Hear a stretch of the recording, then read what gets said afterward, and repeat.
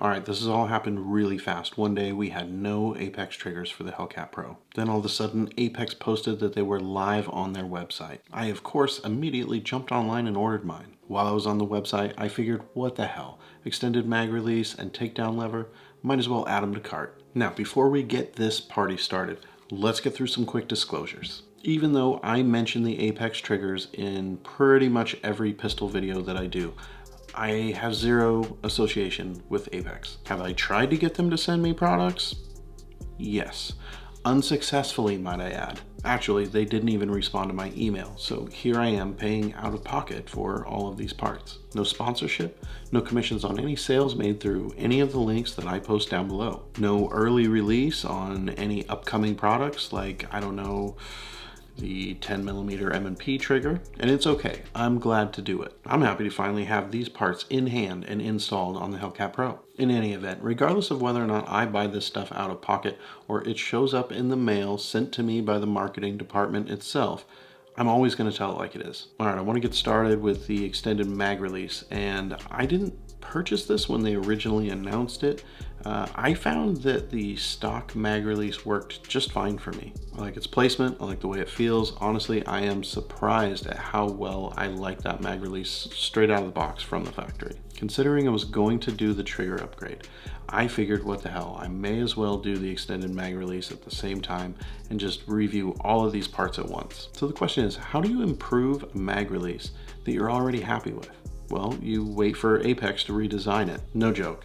This mag release is extended without being obnoxious like some of the other mag releases that are out there. Glock extended mag releases are a good example of this. All it is a long piece of plastic jutting off of the side of your gun. It's not ergonomic, it's not comfortable, it's not very well thought out. Anyways, Apex did a damn good job here. They made that mag release stick out just a little bit more than the stock one, and they completely redesigned the texture that's on it. Originally, I thought that this mag release felt really good, but holding it side by side with Apex's version, Apex is the clear winner. Between that little bit of extra length that it has and that super aggressive texture, this mag release, it's everything that you didn't realize you needed on this gun. One thing to keep in mind when extending your mag release: be aware that your holster may make contact with that mag release. This obviously is an issue, so check your fitment. I can tell you that the Mechanitech Talon, I have no issues where the holster is making contact with that extended mag release. I've got nothing to worry about. If you're looking for a holster for the Hellcat Pro, or any pistol for that matter, hit the link below, use my discount code, save a few bucks. So if you're looking for a small and inexpensive upgrade for the Hellcat or the Hellcat Pro, something that's an easy installation, but has a big impact on the practical use of that weapon, Apex extended mag release. Just do it. Speaking of easy installs, the extended takedown lever, that was a pretty easy install. That's one of those parts that most people probably aren't going to upgrade on their gun, and believe me, I get it. For the most part, it's not going to change the way that your gun functions, so you're not going to notice it. So a lot of you probably aren't even going to consider doing the upgrade. Now, on the one hand, yes, it is extended and it does give you a slight ledge for your thumb to sit on. I found that the forward and rear edges of that takedown lever, they're a little more sharp than I'd like to have them. I'd like to see them smoothed out just a little bit, but that's me, that's my personal preference. As far as takedown function goes, the lever that comes on the Hellcat Pro, it's smooth and lifeless and flat up against the body of the gun. Because it takes a lot of force to turn that takedown lever, it's really weird. It's almost like the stock one feels like you're actually pushing it the wrong way or doing it wrong to get it turned. The Apex takedown lever, it's got a pretty pronounced surface for you to be able to get a good grip on. You can easily turn it without questioning whether or not you're doing it correctly. There's no fighting it, it's just a smooth operation. Aside from those couple of surfaces not being as smooth as I'd like, I'd say that the extended takedown lever is a solid purchase. It's not for everybody, but I'm actually really liking it. Last, but certainly not least, the thing that we've all been waiting for, the Apex flat face trigger for the Hellcat and Hellcat Pro. The wait is finally over. All right, so far I can definitely tell the difference between the Apex trigger and the stock trigger.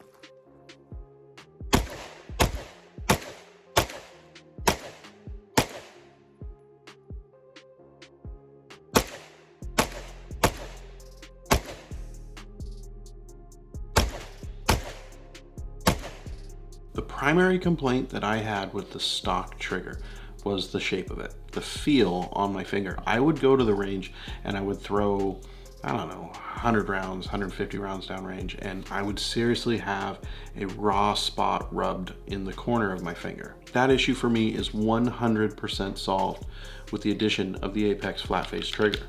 The comfort level shooting this gun has went through the friggin' roof for me. So let's do a little side-by-side of both triggers in action.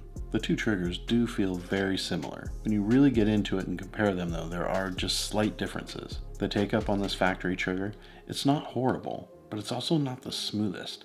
It feels like something is rubbing against something else. I didn't notice it with mine until I installed the Apex, and then I had to double check it by borrowing a second Hellcat Pro just for comparison.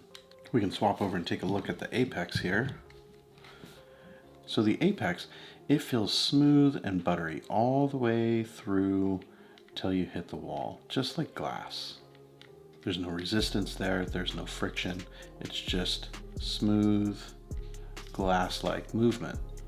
The factory trigger, on the other hand, it's really weird now that I've had the opportunity to compare it side by side with the Apex. It's almost a two-step process to get through the take-up and actually up to the wall. You get about halfway, right about there, and it feels like you've reached the wall, but you've got that little bit of extra right there. You see it?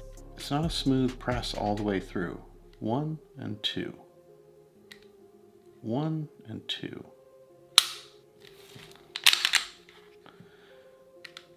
I genuinely did not notice this until I switched over to the Apex trigger. Right about there.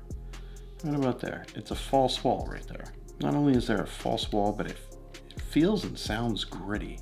We'll switch back over to the Apex so you can take a look at that. Smooth, quiet. It glides back and forth, just like a trigger should.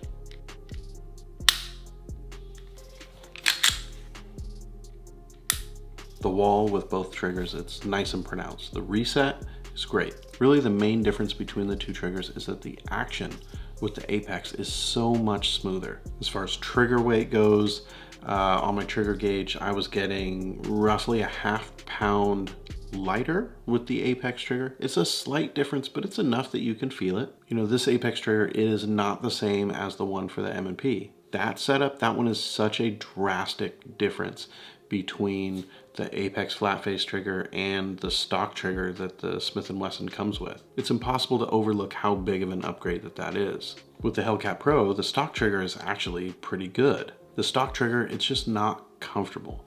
It's not smooth. It feels, you know, almost gritty, like there's friction there. It doesn't feel consistent in the way that it pulls. That consistency and that smooth trigger pull, it is a major difference between stock and using the Apex. Before this, I was okay with the trigger on the Hellcat Pro. Sure, I could have muddled my way through ownership and using it. I mean, eventually I would have built some sort of callus on my finger. I would have gotten used to kind of the ergonomics of the trigger itself. I would have been fine with it. It's like they say, once you see it, you can't unsee it. Or in this case, unfeel it. That almost double take up that the factory trigger has. A feeling of almost rubbing when you operate the trigger. Straight up, just dry dogging it almost, just nothing but friction. It doesn't feel good. But the Apex is so smooth. It's exactly what you want in a pistol.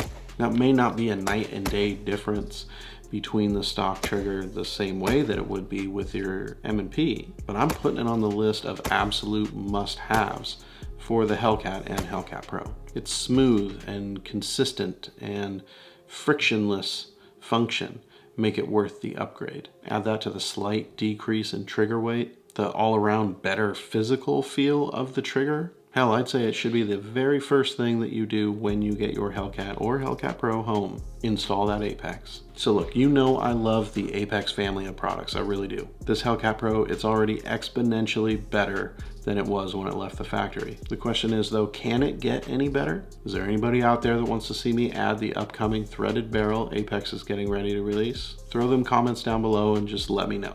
Honestly, I don't personally see a reason to put a threaded barrel on the Hellcat Pro, But if there is enough interest, then you know what, when it gets released, I'll go ahead and order one and slap one on there and do a video. So that's going to be enough for today, folks. Remember, if you are not confident in your abilities or your experience level, find yourself a competent gunsmith to do the work for you. Sometimes it's better to throw down a few bucks to have a job done by a professional than to do it yourself and have an issue later on, especially an issue of this magnitude. Okay, that's it. I'm out. I will see you guys back here real soon.